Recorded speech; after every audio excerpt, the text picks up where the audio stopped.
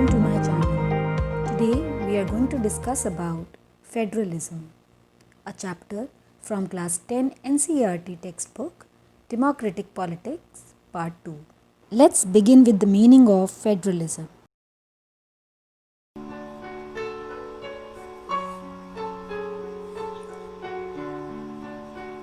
Federalism is a political structure in which power is divided between central authority and other levels of government. It means that in a federal country, work is divided at different levels. Like in India, along with the central government, we have state government as well as local government like municipalities or panchayats. All three levels deal with different issues related to the common people or country. For example, to protect the country from foreign attacks or invasion, central government will be responsible. State government will ensure better education in its region. And to deal with day-to-day issues of water or electricity, local government may be approached.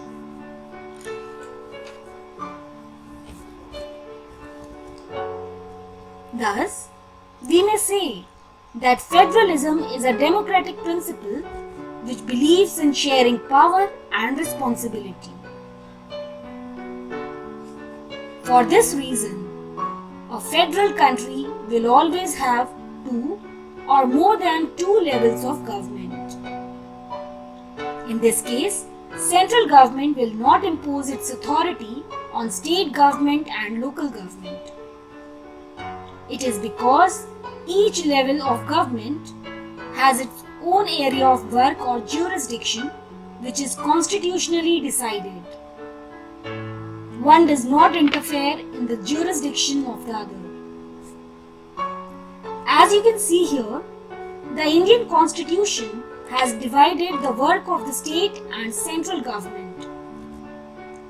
Union list has subjects of national importance, state list has subjects of local and state importance, and concurrent list has subjects on which both center and state government can make laws. So, in a federal country, one is often more powerful than the other.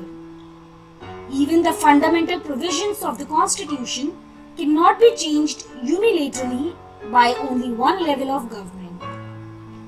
Like in India, any change in the Constitution requires the consent of central as well as state government. But sometimes this may not be very simple. In a federal country, there can be conflicts between different levels of government. In this case, the highest court, like Supreme Court, acts as an umpire. So, in all these cases, we see that in federal countries, the central or the union government significantly shares power with the state as well as other levels of government. And in most of the cases, they work independently. For that, even the financial autonomy or freedom is granted for each level of government. That is, each level of government gets its own share of funds or budget without being answerable to the other. This way, all the levels of government may utilize their funds or budget for the development of people from villages to cities, development of transport, communication, defense, technology, etc. And for all such possible reasons, federal system accommodates and respects regional diversity and ensures unity in the country.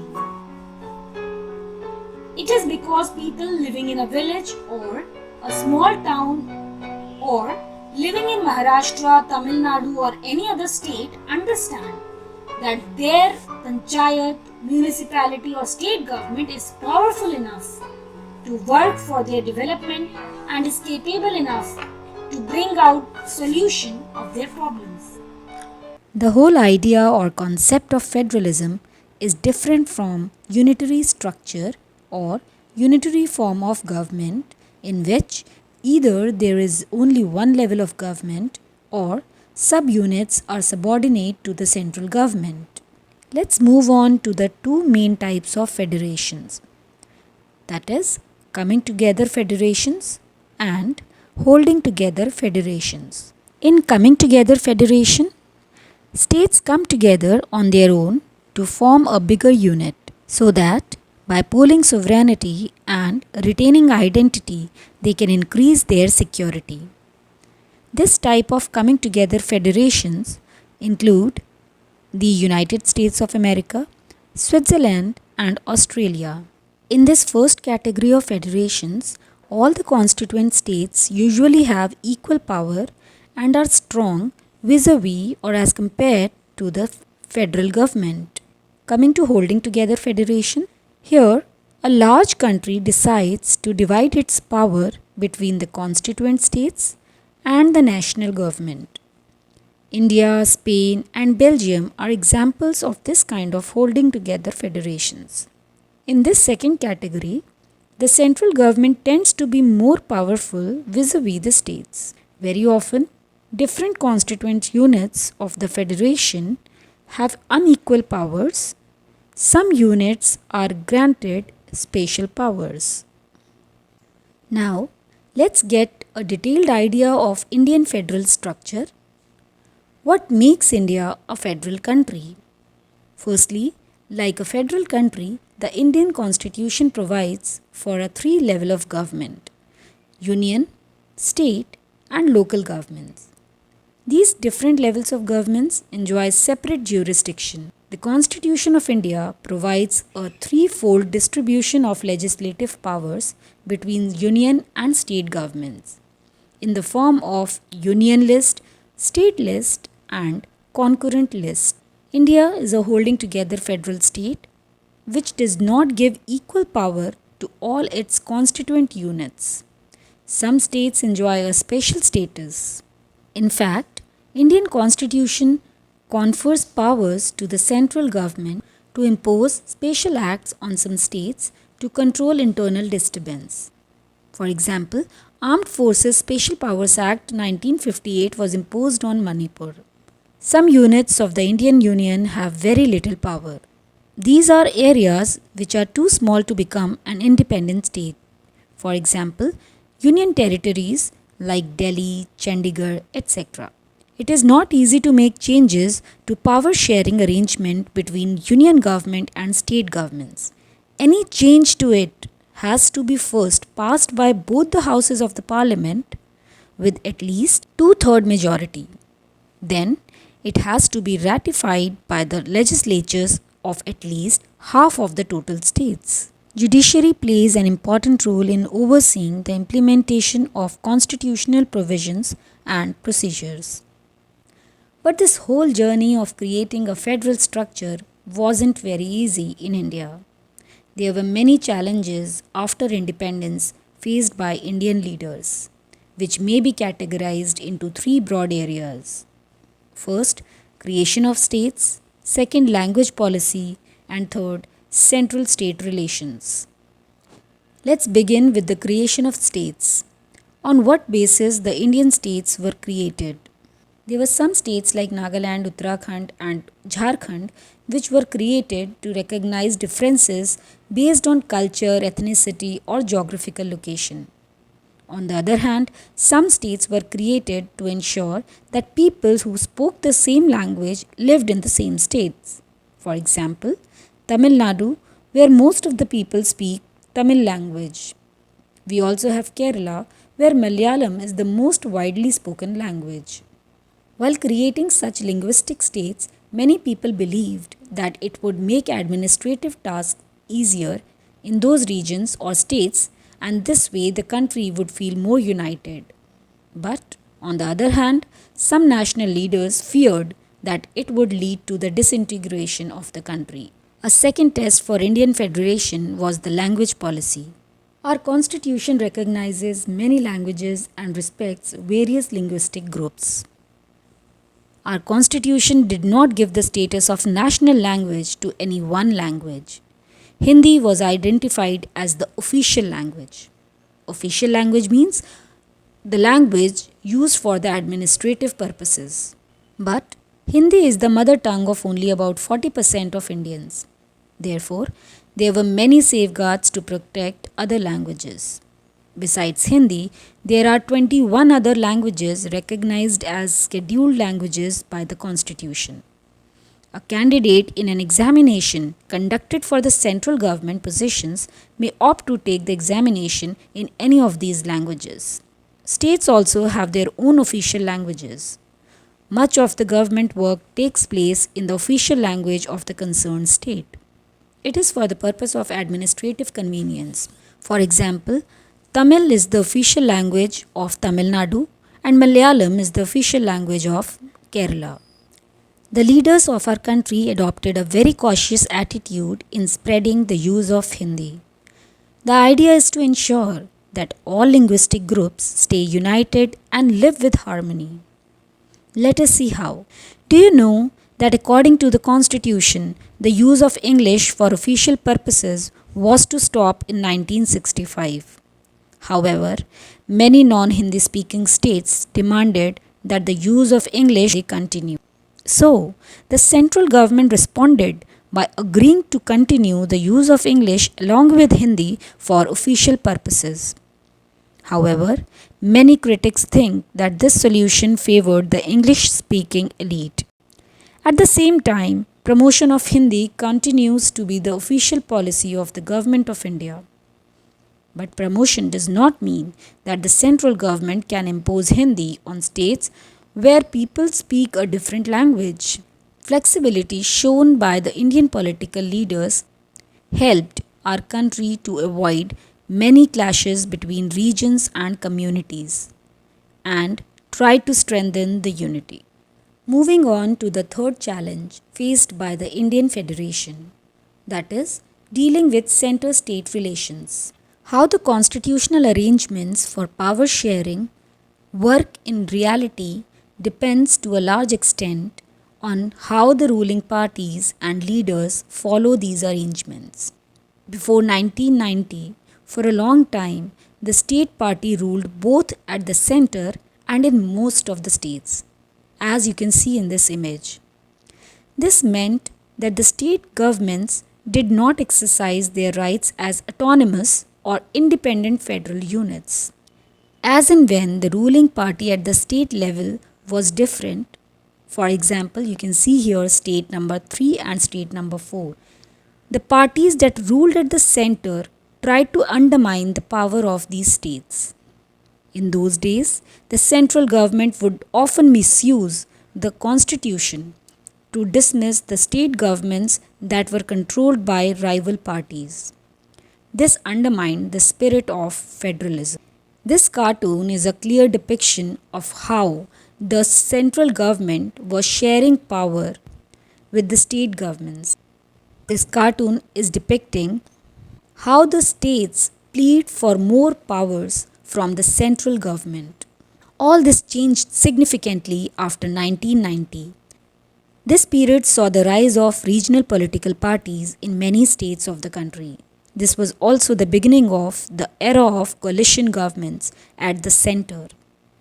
Since no single party got a clear majority in the Lok Sabha, the major national parties had to enter into an alliance with many parties, including several regional parties, to form a government at the center. This led to a new culture of power sharing and respect for autonomy of state governments. In fact, the Supreme Court also interfered and made it difficult for the central government to dismiss state governments in an arbitrary manner. And this is surely strengthening the spirit of federalism in India. Now let's move on to the last part of this chapter, decentralization. Decentralization is opposite of centralization.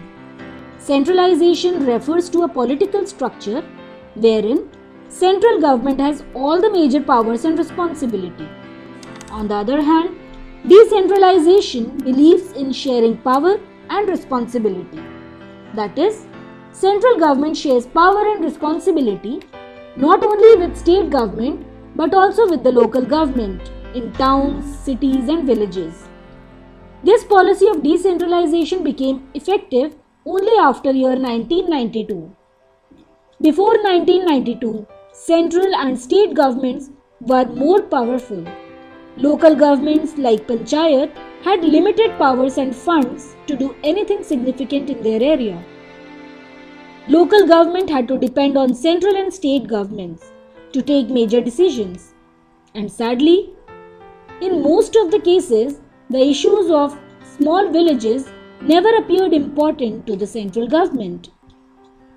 Luckily, people of India and political leaders realized that decentralization is important in a big and democratic country like India, so that people living in small and remote villages or towns also get a voice.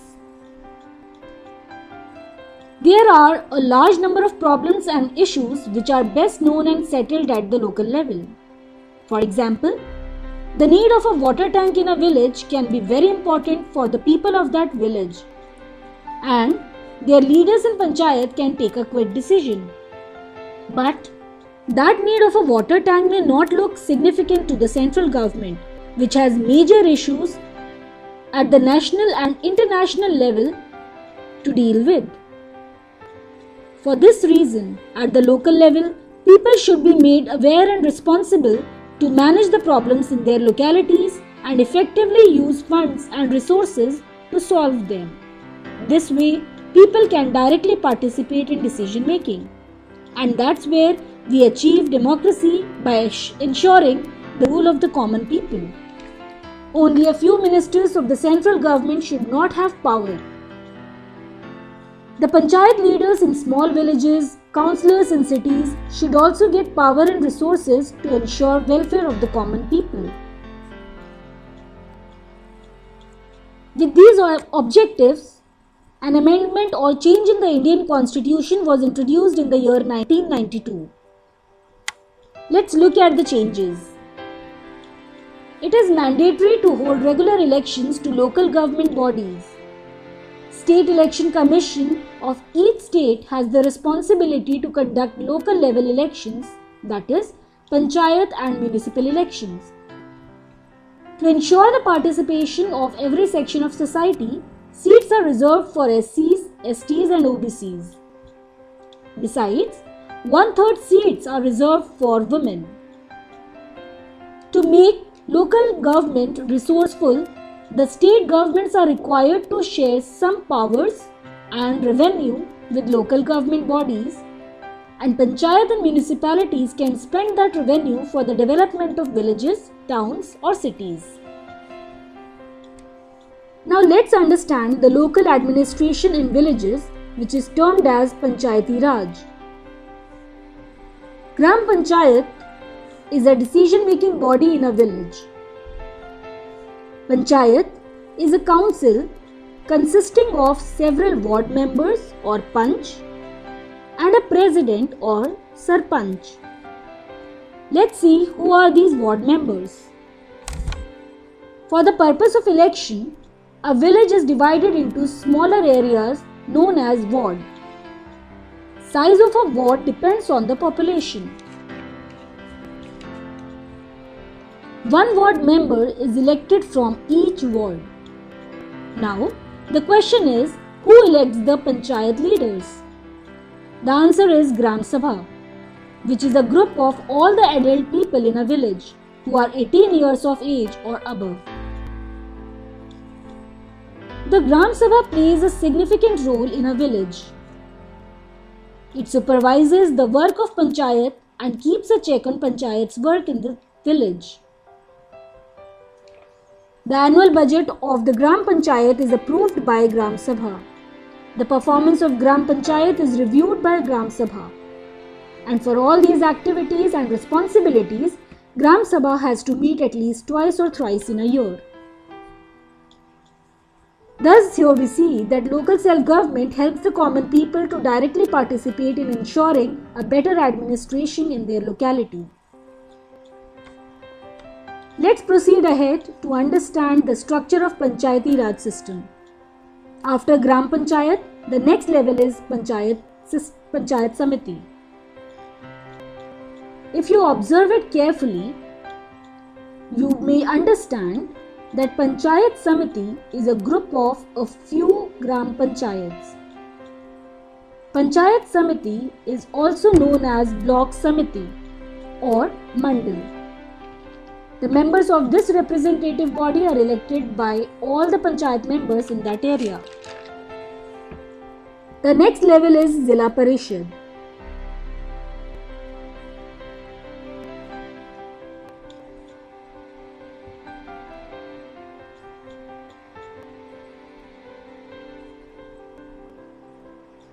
Zilla is district and Zilla Parishad is a group of all the Panchayat Samitis in a district. Most of the Zilla Parishad members are elected. Members of the Lok Sabha and MLAs of that district and some other officials of other district level bodies are also its members. The Zilla Parishad is headed by Zilla Parishad Chairperson.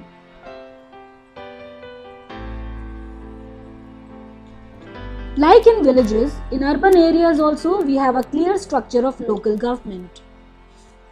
Let's divide the urban areas into small towns and big cities. Like panchayats in villages, we have municipalities in towns and municipal corporations in cities. Both municipalities and municipal corporations are run by elected bodies. You must have heard of municipal elections in your area. Municipality is headed by municipal chairperson and municipal corporation is headed by mayor.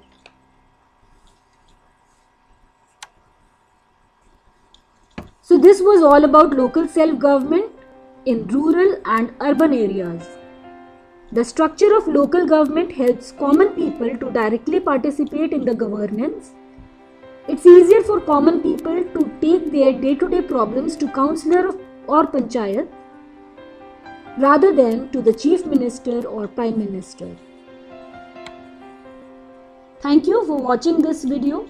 Please like, share and comment. Do not forget to subscribe to Constructing Minds.